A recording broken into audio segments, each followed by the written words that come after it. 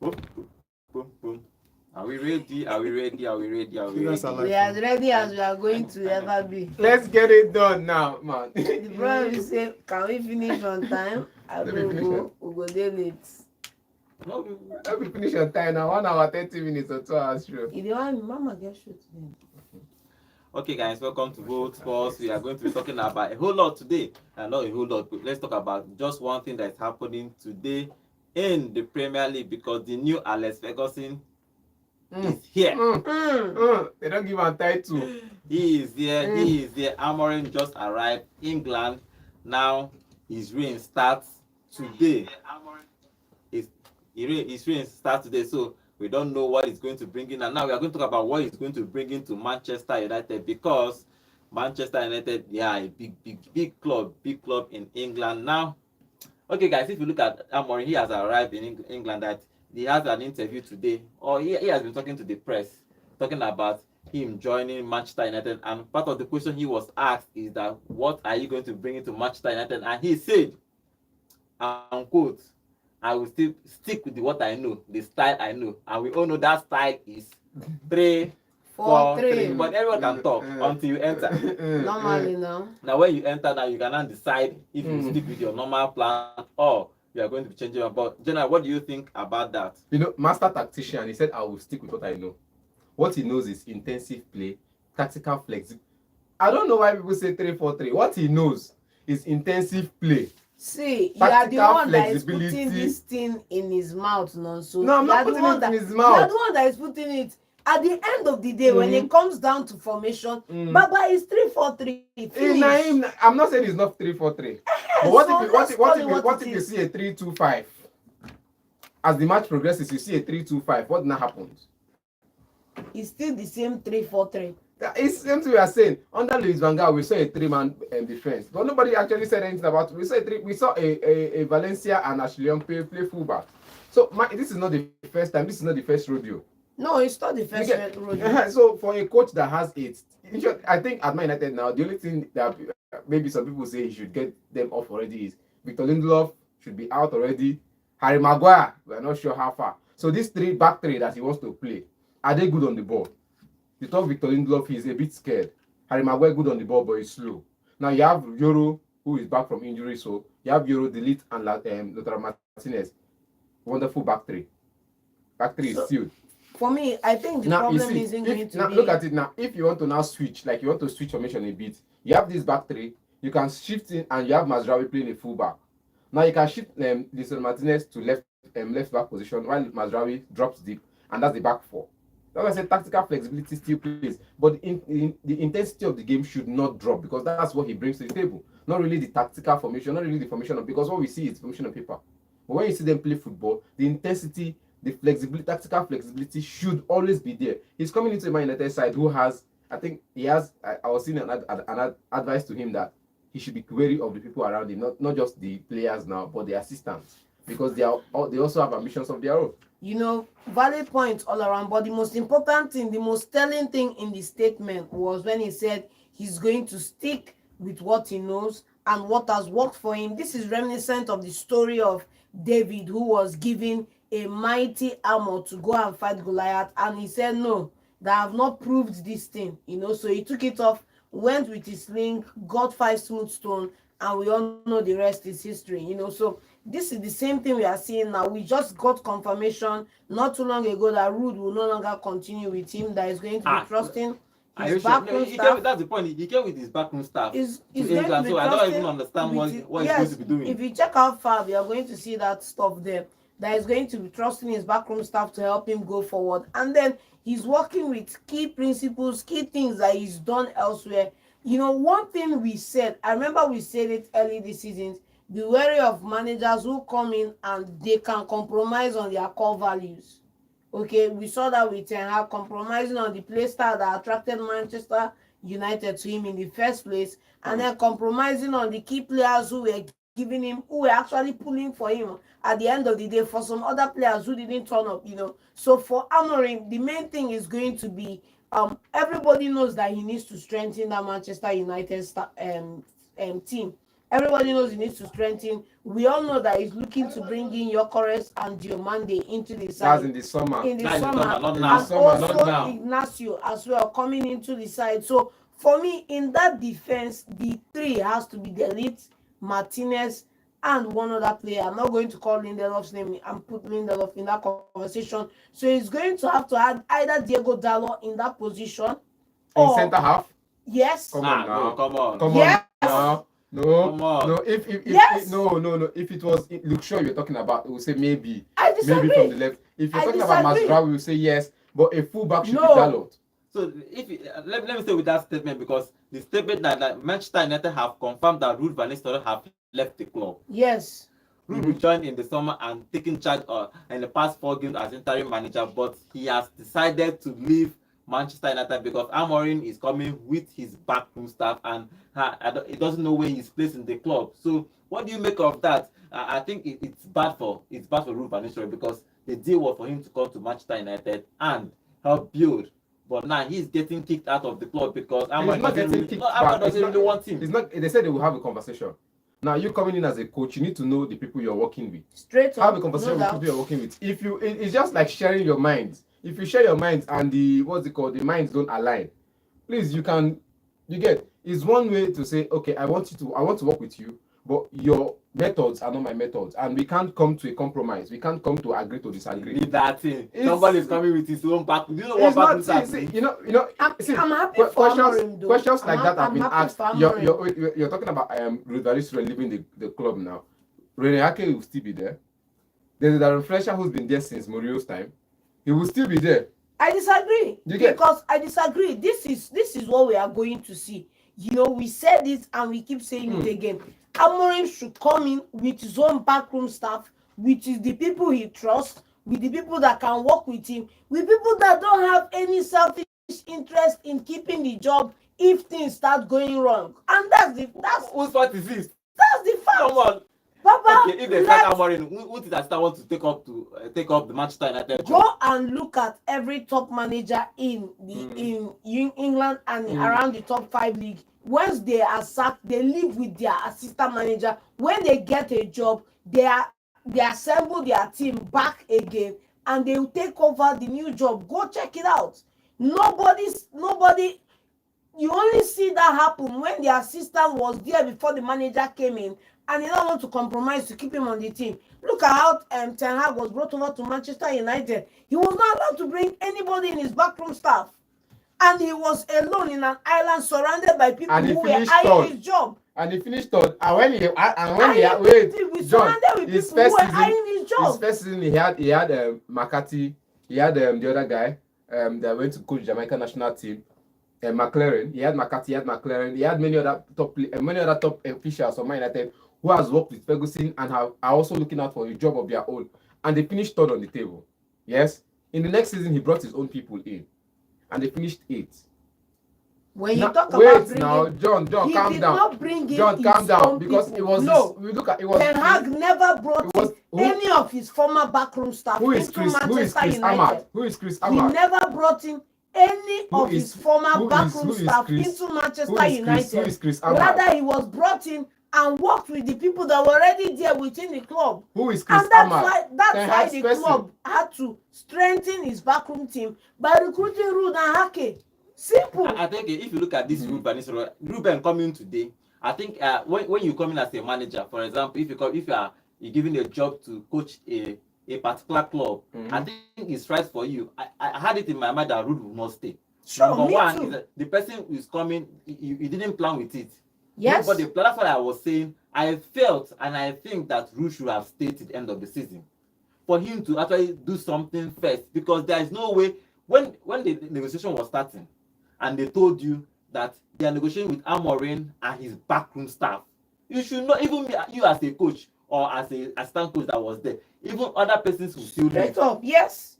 Everybody will still leave, because Straight up. imagine that you are a doctor in a club and another coach is coming in and bringing a first team doctor. Yes. If you are good at your job, You will not stay and play second fiddle with for another doctor coming At all. in. It happens everywhere. You think that he's good for the job. See, I understand all these things everybody is saying. And then secondly, Wait, let's see. not forget that, you know, when you sign that contract, there is a clause in it that allows the club to break the terms of that deal and pay you. So they've settled Ruud and Nistelrooy, and he can jolly go on and go find another job somewhere If else. it's a mutual content, nothing for you. It's not a mutual contract not a because his mutual contract. contract, His it's contract is Now, the club did not sack him. You get? The club did not sack him. If the club was going to sack him off the job like what they did with Ten Hag, they would separate him off. The club did not sack him. Amorim is coming in with his team, and he decides to leave. They will agree to disagree. It's a mutual It's not contract. personal consent we are talking about. The news even says not only Nistelrooy, Rene is Of out. course, but that's how it should Jelly be. is out. That's how it should be. Everybody is leaving. That's how it because should be. He's bringing his whole team to Simple. Manchester United. Manchester United paid an extra £4 million to get this backroom staff to come in with Amorim, and that's why the deal was actually delayed a little bit, and they had to pay over the price because they had to give Lisbon now their 30-day notice, and they brought these people. Why would Manchester United pay excess of £5 million just to bring this guy in and now have him compete with these other guys on Ten Hag's former backrooms? It doesn't make sense. His name is Norman. So they should pack their load and go and let Amorim come in with his backroom staff and build at the club. It don't be Ten Hag backroom staff, but now this same in But it's team. Ten Hag Now he backroom go staff. sign these people, give them contract. He's the one that signed the deal to come to Manchester United. He's the one that accepted the deal in the first place. The point is that when all of them, Rene came, Van Nistelrooy came, they didn't know. Probably they didn't see that. They didn't know that probably they will sack the Hag quickly, because if they are planning long term, you don't plan long term and sack a coach after 10 games or 9 games. So the plan was at least see this season. That was the plan, but the result wasn't coming, and it was too bad. And Amorim was available. They need to bring in a young. You know, around Europe now, everybody is bringing young coaches. Look at Chelsea brought in an unknown coach like that. Arsenal is with Arteta. Even what's his name? Bayern Munich is with company. Yes. So everybody is bringing young coaches to do these things. So now he is bringing his back. Think about bringing your backroom staff. You want people you can trust. Yes. It's about trust. Nobody is eyeing your job. Everybody is that's pulling the you thing about in the it. same direction. And another thing is when you sign a deal to move to a club and you're not carrying your backroom staff, you are working on eggshells already in that club. You see, I'm sitting like someone who's mourning the future loss. Who is losing? I'm mourning. You see, as I said, they mourn now. Man United fans. I'm just laughing at Man United fans because this is what they feel like. A coach comes in, gets 4 games, gets 3 wins and 1 draw. Yes, 3 wins and 1 draw, and he's going back to his assistant position. And before his flight this morning, in his press conference earlier today, he said he would have a conversation. He would have a sit and talk with Van Nistelrooy, which means he was going to sit and talk with the people he's going to meet on the job. The truth is that Now, it's not even. It's not we are- even in his we are power to all keep here- anybody in the club. We are The all most here im- the talking most- about the most- hypotheticals. The most important dynamics in this transaction is that one manager was brought in a lower negotiating leverage, and another manager came in now with a higher negotiating leverage, because Manchester United calling on Erik Ten Hag is a bigger club coming to a smaller manager to take up this big job. He took that job even with all the handicaps Manchester United gave him, and he has accepted that job with the hope that he will do well. He will win more leverage with the management and the backroom staff, And the club he will get more leeway. But you know, that was the club went. You're forgetting the fact and that that was the after blind that the people continued he in his negotiated stay with- at Manchester United. the people he negotiated with were the Woodward, and after the club takeover, the Ineos team are trying to do something different. I don't know what they are trying to do now, but I'm looking at their record now. They've shifted everybody that was aligned to Man United. I think they are trying to erase the history of Man United that we know. The Ferguson should go and rest. Everybody we know in the club should go and rest. And people are saying, I think the conversation is this Van Nistelrooy legend thing. You get Van Nistelrooy is a legend. He should be in the club. He should do this. He should do that. He should do that. He should do that. I think the Ineos team is trying to say, oh, we don't want legend. We want to build the Man United to a greater height. Which means when they were building Man United of old, there was no legend picture in it. After the Opsi incident, there was no legend picture in it. They groomed players from the streets, made them stars. At some point, they shipped them out and brought in another set of stars.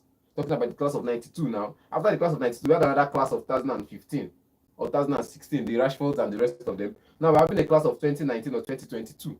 the Gen Z- Garnachos, a Gen Z clash, yes. a Gen Z clash now, the Ahmads and the rest of them going into clubs across Europe to get the younger players in that area. Now, in 2025 or 2026, we're between another class in Whitney's and what's it called? The Kone they bought from Senegal, the Senegalese young bro. We never can tell because but I'm America just- come in and follow a different and go a different route. Now, you see, the thing is, you need a coach before you can say you want to bring in young prospects from different areas of the world to play for the Man United Academy or reserves. You need a coach that knows how to farm these prospects as well, bring them into the first team fold. You get, and I think for so far, Ten Hag did the same thing with the players he met and introduced 2 or 3 players in. But Amorim now coming in, we don't know which of these players he is going to promote.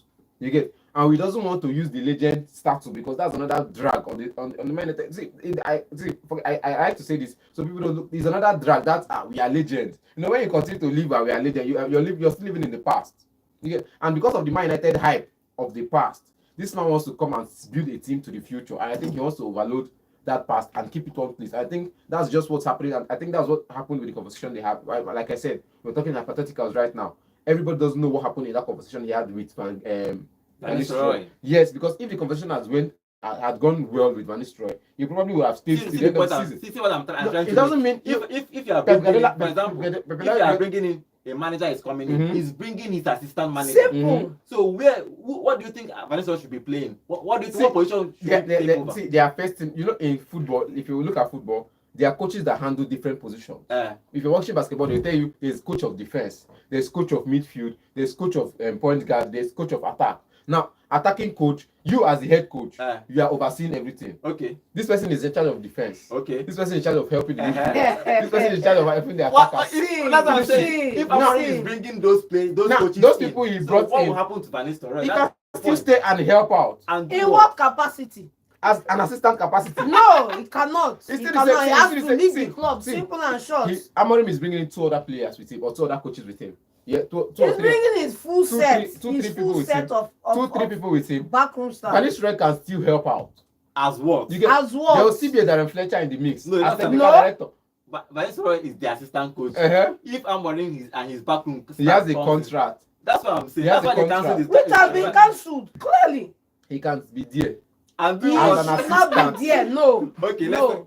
as an assistant. Nobody Continue to accepts. assist Nobody or accepts. advisor. Nobody accepts a job where somebody who you do not trust completely is in a position to usurp you.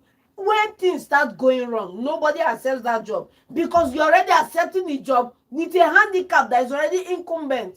Okay. Who has a better standing with the fans? Let's not forget who has a better standing with the fans. After Who 40. has, yes, He's a legend. he's a legend at the Which, club. and sometimes people they talk legend. He How many is- appearances this man get for He Man is a United? legend at the From club. 2001 He to scored 2000. more than 150 goals for Manchester United. So he is a club Bruno legend. Fernandes No now is a doubt. legend. Even the club statement called him a legend. Simple. He is a legend from. I'll go there. See, Bruno Fernandes na legend if na so because he has 5 years already under 4 years under his belt or 3 years Baba, or so. coming See, down. Okay, Amorim has landed. Mhm. He is the new. Is he coming to take over? Is he going to stop on the You will reins? know when he makes his first statement. No, eh. I think he was talking to the press and he's talking about sticking with what he knows. Mhm. That is straight at the back. If you look at that squad critically, do you think that they can fit into that mentality? Because if you look at, I'm sure about the back three, if Euro is back, the lead Euro and Martinez can start at the at the defense, which is okay. Where I'm having issue is the midfield because now you have to play with only 2 midfielders. You can play with 3 You midfielders. can play with 2. You can play Because with the- Ugarte, Casemiro. No, You can play with not 3 the midfielders. wing backs are going to be full backs Yes. or See, wingers. Or wingers. Look It at can it. be fullbacks. It can be wingers. If you've seen his lineup, whenever they switch, you see that there's a 2 center half. One person can play left back. The other person on the full back can play. The other person on the full back is someone that can drop deep and play right back position or perhaps a left back position. But one of them is always a right back in nature. It's like I said, it's always a switching something. It's always a fluid formation. That's why you can switch to 4-4-2, you can switch to 4-3-3, you can switch to 4-5-1, you can switch to anyone you want to play. For him now, I think it's Mazraoui on the right as a fullback. Garnacho will be starting on the flanks. Rashford might be starting on the flanks on the left side. Then Lisandro Martinez, whenever they lose the ball, Lisandro Martinez can play in the left back position, while the rest of the 2 can play center half, Delete and Euro. You get why Mazraoui drops it into right back position. That's if they want to switch. But if they are still on the ball, you could still see that the lead can come into midfield, and the remaining back three can be the back three that we know. I disagree. I think right now Manchester United do not have a centre half that in this formation can switch and come into that midfield and make any impact. Lisandro Martinez can. I disagree. Like I said, I do player profiling. Because I do player profiling. Let me just go there. Because if you are accelerating in the attack, Martinez for the life of him can never track back faster than a dead rat on the road. He's slow. So if he's the one that is moving forward into midfield, Manchester United have another one coming in terms of goals they are going to concede. You have two other players blocking because they have goals they are going to concede. Definitely they are going to concede until, like I said, every tactics come with a flaw. Every tactics come with a flaw. You saw the Tottenham Hotspur tactics, the High Line and the rest of them. It comes to the flaw. They conceded two. They've been conceding goals since all of last season, since Ange took over. They've been conceding goals more than Pochettino conceded. You get they considered goals more than Pochettino in just his first season. They considered goals more than Mourinho. They considered goals more than Conte. So it's not about who stays, it's about the tactics. It will come with a flaw until you fix it. Martinez can play a defensive midfield position. We've seen him play it. It's just the left back that I think the left back that Eric Ten Hag wanted to test him in recent days that it didn't work out, and that was where we noticed his lack of pace. But we can't fault a player for his lack of pace. There are other players that don't have pace that still play good football. That's what I'm saying. You can't keep exposing the same player, because if we are going to come back to it now, it's the same thing that happened to Maguire. You kept playing him out of position. You exposed him to undue media scrutiny. You exposed him to backlash from the fan base, and it cost the player his confidence. We saw it again now with Martinez being exposed on that left fullback position. But he still held on his ground. He didn't held on his ground because he didn't held on his ground. He didn't because he was and they conceded a lot of goals from that area. So if he's the one now that is going to be ventured into that DM position, you remember the game. You remember the game against Fulham where he played the left back, and he told you, what did he tell you after that game? He said Adama sent him off. That he backed it after the retry, he sent him to the gym. You get, this is the player that when he tries, try and error, try again. You get, and he keeps trying until he improves himself. It's just that's why I say it's just a fight in the players. It's not just about one player calling a player. After trial and error, you lose games you shouldn't be losing. You try again. That's the bottom line. It's not about trying again. If it didn't day, it's about no motivational talk. Going to the gym will change that far. Baba, it didn't. He's not saying he's going to the gym. Utilize it. That's what you just. I didn't say. I said he sent Adama Traore back to the gym. Who sent Adama Traore back to the gym? If you watch the Fulham game, Martinez, right? He said you have to be kidding me. That was what he said. He said you have to be kidding me. If you see the game, you see that was what happened. You see that was what happened. He said the first time he went for that draw, Adama Traore disgraced him. Then the next time he went for it, he sent him back to the gym. Okay, he sent Adama Traore back to the gym, which means he tried the first time and was disgraced. What he meant and is he came Adama Traore sent him back to the gym. If you look at the game, because Adama Traore, he thinks he's going to match. Adama Traore pace for pace. Adama Traore almost disgraced. Disgraced him in the first round, beating him off to get a cross in, but that goal didn't come in. Then in the second round, when they came in, I think that was him winning the tackle. What he meant was winning the tackle off Adama Traore and still dropping Adama Traore to the ground.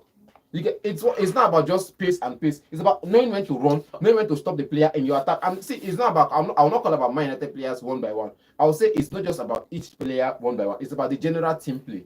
It's about if the team has the passion and the pace, you get to play the Amorim game. Because they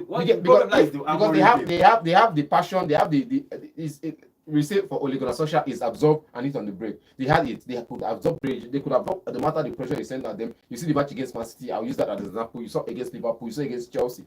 They absorb the pressure. They hit on the break. They score their goals. You get against Liverpool, then James and Rashford. You can't stop those two. You saw them. They absorb pressure. Bruno Fernandes lifts his head up and sends the pass. Rashford is chasing after it. Against Chelsea, the same thing. Sancho, Rashford, and the rest chasing after it. They're scoring their goals. Absorb pressure, hit on the break. Then Hag ball was different, tiki-taka kind of thing. But they always lose the ball in areas that they shouldn't be losing the ball, and it exposes them to danger. Now with Amorim ball now is let's try and conserve, hold on to the ball for more, tackle the ball when you lose the ball, fight for every ball. It's not about we play like this, we play like this. It's fight for every ball. Martinez that I know that struggles to make clear-cut passes going forward. Come on now. Come on now. Come on now. Come on now. He's the one now that you advance to that DM position. He will lose the ball and he will track back and cover for you. I don't even think that. You guys have another thing coming. Depending on, I'd love to see after the international break the way he set up his team the first time. Sure. You know, they are going to be asking him questions in the press conference where the players are going to fit in. But if you ask me, I don't think anybody is driving. If somebody has to drive into that midfield, for me, it's the lead. Thank you. Do you know why? I've seen it in Ajax. Thank you. In Ajax. Simple and carries short. the ball well. That is the truth. Martinez also carries the ball well. Yes, I didn't watch Martinez. I've seen Martinez play. I've seen him play at Ajax. I've seen him play at Man United. The lead always, that pairing at Ajax is the lead always moving that ball forward. Is the lead always linking up to midfield and never Martinez for Ajax. Okay, if you look at the Sporting president is saying about the striker that he cannot play, he has a list clause, but this person has come. Amorim has came out to say that he's not going to sign any Sporting Lisbon player in January. In January, Sure. yes.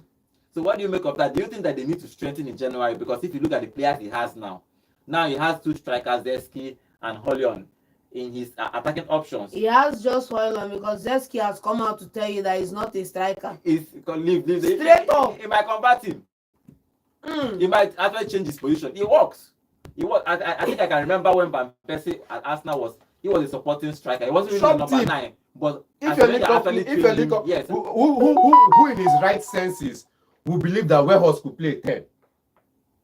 But under Ten Hag, he did it. You know what? No, don't tell me. What? See, that was you guys play entire. You know, tell me say How many goals you score? It's not about scoring goals. As a striker, before he thing, came to Manchester United, how many goals did he have for Burnley? How many goals did he have for when he went on loan? Because he went on loan to Turkish side. How many goals did he have there? The funny thing is that Weghorst will have just 1/6 over 10 performance, and Baba will just carry him and say they converted him to I'm not saying it was always going to be like that. As a 9, he didn't do. Even from Burnley, as a 9, he didn't do. He went to Turkey as a 9, he didn't do. Because as a 9, you need to be scoring goals, you need to be burying your chances, you need to be bagging goals. You know why they played it at that time? Then they played because they needed bodies in midfield. And it worked. Wait, you can't tell me it didn't work. Because he had passes. How many assists did he have? He had passes going forward. No, let's go there. How many assists did he have in that time? See, he had 2 assists. It's not every game he played as a 10. He played 3 games as a 10. He had 2 assists, and he had multiple chances created.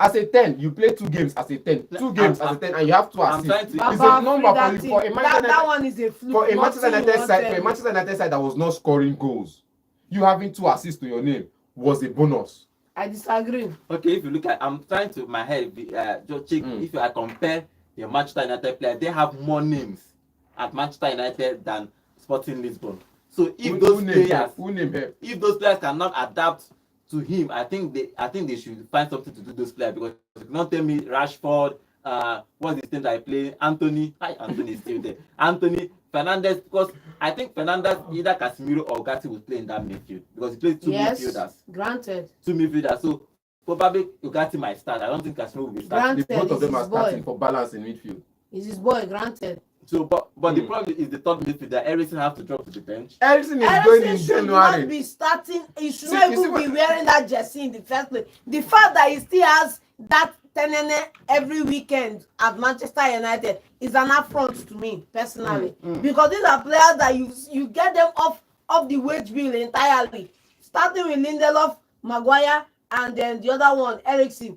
Get them off the wage bill straight up. No, Maguire they come as Which Man City they come? As now they suffer injury crisis. Now this person won't carry his shirt for. So for me, the big question right now is, we have Amorim coming in. There's a lot of hype. There's a lot of expectations. There's a lot of drive for Manchester United fans. They are looking that glory days are coming back. We are yet to see that. We'll be talking about that maybe towards the end of the season. The biggest question for me, for Amorim coming into Manchester United, is what he's going to do in January. You cannot sign Gyökeres. You cannot sign Goncalo Inacio. You cannot sign Diomande, who is your top 3 picks, to sign from Lisbon. Who are you going to sign into the striking position to You have get Haaland you there. goals. Why are you buying Bro, that striker? Hojlund, how many goals this It season? doesn't matter.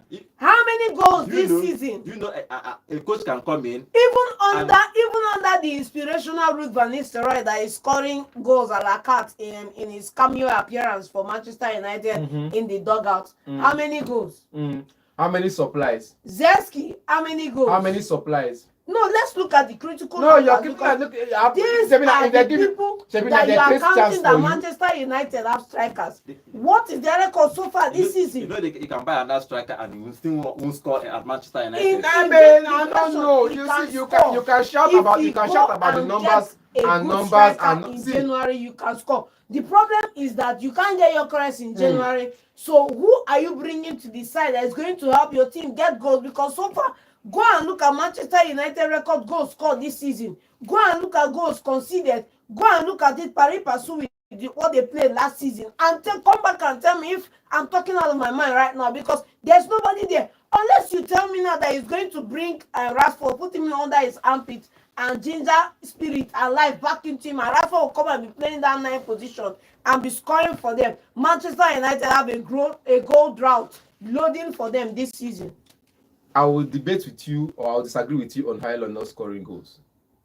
This guy, they score goals. Last season, they crucified him. His first 5 games, he didn't score goals. When he started scoring almost how many every he scored last season? He started scoring almost every match. He went 5 games. I think he broke the record of 5 games or 10 games in a row for scoring goals each game after when he opened the banks. He has not started scoring goals this season, but whenever it's like whenever he wants to score, there's a floodgate open. You get. I can't shout with you. Floodgate where you know score. I don't think they shout. I don't think they shout with you. He scored more than 15 goals last season. Go and check. He didn't score more than that. He scored more than 15 goals last season in all competitions last season. He scored more than 15 goals. Go and check his record. I can't debate with you about it. This player has lacked supply. When I said something about the other player lacking supply, everybody almost crucified me on this show. But they say he still managed to score 1 goal in 7 matches. Fine. Papa has lacked supply so far this season. All the goals he scored, or 70% of the goals he scored last season, he hustled for himself. I won't say if not for Bruno, because this was what I said about Rashford in 2 seasons ago before Ronaldo left. If not for Bruno, Rashford wouldn't be scoring goals. If not for Rashford wouldn't be scoring goals before then. If not for this person. But Haaland all of last season, look at the passes he collected from the midfield. You know, I think. How many chances did they create for him? As opposed to how many chances did they create for Rashford? We know Rashford has space. We know Rashford this. You know Rashford that. Ahmad and all of that. How many passes did they create for Rashford? You could see clear-cut chances. Garnacho and Haaland standing in front of him. Clear-cut chance he has to score goal. Pass the ball to him. He will score the goal. Garnacho will play the ball off target. Nobody's talking about that one. Bruno Fernandes has taken shots off target. I think in the first 13 games of the season, so far, Bruno Fernandes has 0 goals. Name me one player in that team for Manchester United that's created more chances for other players than himself than Bruno Fernandes, and tell me if he hasn't earned the right to take some of those he shot for himself. I'm not saying he doesn't then have the right. What are you not saying when you are coming back to compare Bruno Fernandes start missing chances or missing goals? No, they shout. Calm down. You have to be fair to everybody when you make your analysis. I am fair, and I am telling you. You are totally dispassionate on Bruno Fernandes. Why would I be Bruno? It's not Bruno Fernandes' fault that they give Rashford ball and Rashford misses it. It's not also his fault that they do not give Hojlund enough passes. It's not also his fault that they give Garnacho passes. I am this. No, wait. According to you now, I am discrediting Bruno. But you are discrediting Haaland. And I'm telling you that the only reason he's not scoring his goals is because he's not getting chances. But go and look at his chances as a defender, what was converted, and come back and have a conversation with me. I should come and have that conversation with you. Go and look at his passes, chances created for him, begging opportunities given to him. Yes. For Haaland. And then if he's suffering a drought of service, go and pick it up with Ten Hag, not the players, because all of them are working on instructions. Against Liverpool, and then secondly, when you are working with a teammate that is not pulling his weight, as a player who is playing on that pitch trying to get results, you limit other going to that man. Go and look at the lives of Kobe and Shaq. Shaq could not make that pace movement from their own 18 to the next 18, and Kobe had to take more of the 3-pointer shots. So you can't come here and say that he's not scoring more because he's not getting service more. But look at what you've been giving. What did you convert? And we have that conversation. Look at all of last season. The shots, like I said, last season, all his goals, 70% of the goals he scored, he created for himself. He hustled it off defenders and took the shot and scored. That is why when they were talking about his numbers, according to his numbers, and when the numbers were up against the new players, because two players newly in the Premier League, Jackson and Højlund, that was the conversation last season. Chelsea fans and Man United fans were having this conversation, and you could see the shot conversion rate. His numbers are up there. Look at the shot conversion rate. Look at the what's it called? The chances created for the player. Look at the passes he received in the opposition's half. Look at the touches he made in the opposition's final third. You get in the position box as a striker now, the touches you make in your position box 18. If they give you a pass for position box 18, you go make touches for position box 18. You get compare the numbers he scored and the numbers he missed, and the other person's number he scored and numbers he missed. You know that this person is lacking services. You get whenever he gets the ball, he has his back to goal. Whoever has his back to goal, whoever strikers has his back to goal, cannot get chances to score.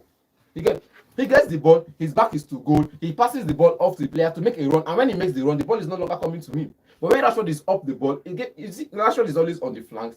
They give Rashford the ball on the flank to make the run behind the fence run. Højlund does not have the opportunity to make the runs behind the fence run, and whenever he tries to make that run, it's always a problem for him.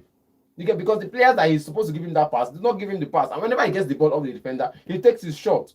Okay, you can debate all we want about what he's going to do, but I'm very, very particular in what Amorim is going to do with this strike because they have underperformed like Højlund and Zeski. Okay, this just got one goal this season. That first goal that he scored. Højlund that we are raving about 10 goals last season in the Premier League, just 10. I think he was injured part of this season. But if you look at what I think he is a young boy they bought for the future.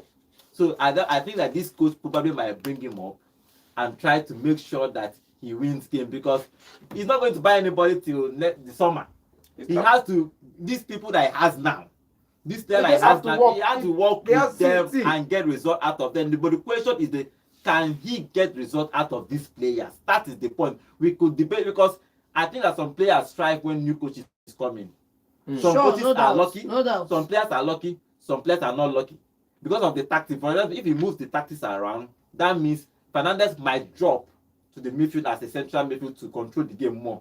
He will not be more of the goals. So probably he might let's go. It depends on how he wants to set up his attack. So some players it might fit some players. For example, the wing backs will not carry defense for their head again. Like Delos, if Delos can play or Shaw plays as wing backs, they attack more and defend less than when they are just full backs, when only defending. Now, so if you look at generally, but the players involved, like now, can they work with this 3-4-3? In your mind, with your tactical mind, do you think that the players available now that can fit any? Let me draw it up for you. Let me draw the tactics up for you. The players that will be starting. I've said. But give me your for that 3-4-3 for Manchester United. The players they have now. Give us your own tactics. Okay, I'm telling you this from the top of my head. Lisandro Martinez, delete.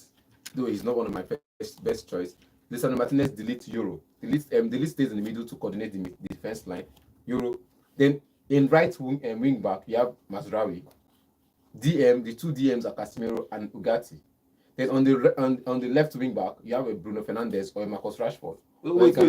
Bruno Fernandes is playing wing backs for your own formation. Now, like I said, off the top of my head, okay. It's like I said, it's a tactical flexibility thing. If they are on the ball, that is what you will see. You get, or you see Bruno Fernandes dive into midfield. He will invert because you always have an inverting fullback. You get. Either Garnacho, Bruno Fernandes, or Rashford could play from the left to fullback. You get Ugarte and Casemiro in the center midfield. So Bruno can join the midfield and complete them. In the front three, let's say Bruno, Casemiro, Ugarte in midfield. You get that's a 4 in the midfield. That's the 4-man in the midfield now. Then up front, you have a Garnacho, Rashford or Garnacho can start. Rashford preferably. Rashford, Højlund and Zeski. Rashford is your left wait now, right? Wait. Yes, right. now he can play in two positions. Wait. Let me. So he's going that. This is international break. Next week is international break. So he has to work with the players that are available now, train with them, see if he can probably bring them up to speed in his tactics. But he is saying that he will stick with what he knows. I think what he knows is playing 3-4-3 or 3-5-2.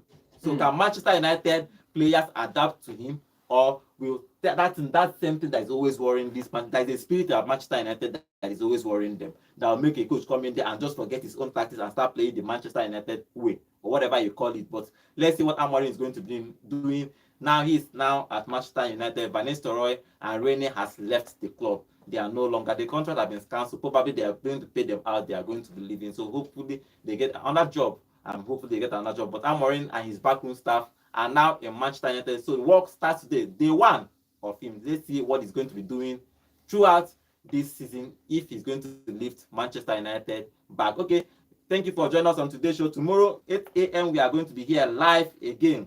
Talk about sports. We are talking about football tomorrow. We are going to talking about everything that happened around the world of football. I think tomorrow we're going to talk about top 5 leagues that what happened in the weekend. So we're going to talk about. Thank you for joining us. I'll be seeing you tomorrow. My name is Godwin, and this guy that is always partying is always shouting. And this is I'm the calm one. I'm not. I'll see you guys later. We'll see you tomorrow, 8 a.m.